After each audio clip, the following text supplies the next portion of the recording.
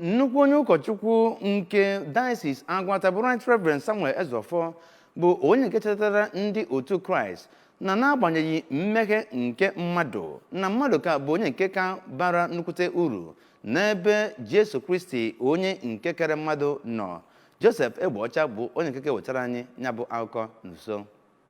N'ụlọ ụka katidral nke St. John dị n'Ekwulọbịa dịka a na-eme mmemme nwunyegharị maka ndị Agwata Diocesan Men's Fellowship nakwa Mothers Union, Bishop Ezeofor onye isi okwu ya bụ Broken for the Better kwuru na Chineke na-enega anya n'obi mmadụ ma ọ bụrụ na mmadụ ga-ekwe ka ọ bata na ya. O chetara ndị ụka na anya bụ ajọ onye na-eji njọ nakwa ekworo wee na-akpata mmebi n'etiti mmadụ ma gbochikwa mmadụ imezu ihe Chineke dobere ya n'ụwa. Gwara ha ka ha gbasie mbọ ike iji hụ na uche Chineke mezuru na ndụ ha. Right Reverend Ezeofor onye bụkwa National Chairman nke Evangelical Fellowship na Anglican Communion EFAC Nigeria gwara ndị ụka ka ha gbaa mbọ zọpụta ụmụ ha ka ha ghara ịnachighe n'ikpere arụsị. N'okwu nke ya, onye Cathedral Administrator nke ya bụ Archdeacon nakwa Archdeacon nke katidral ahụ Venerable Ifeanyị Chukwu Ogbueli kwuru na ya bụ ịgọrọ Chineke bụ nke dị mkpa maka agamniru nke ya bụ diocese. Onye President nke Women Ministry na Agwata Diocese, Oriakụ Chinyere Ezeofor kwuru na ya bụ ụka akara nyere ha ohere ikene Chineke maka adịmmma ya n'ebe ha nọ.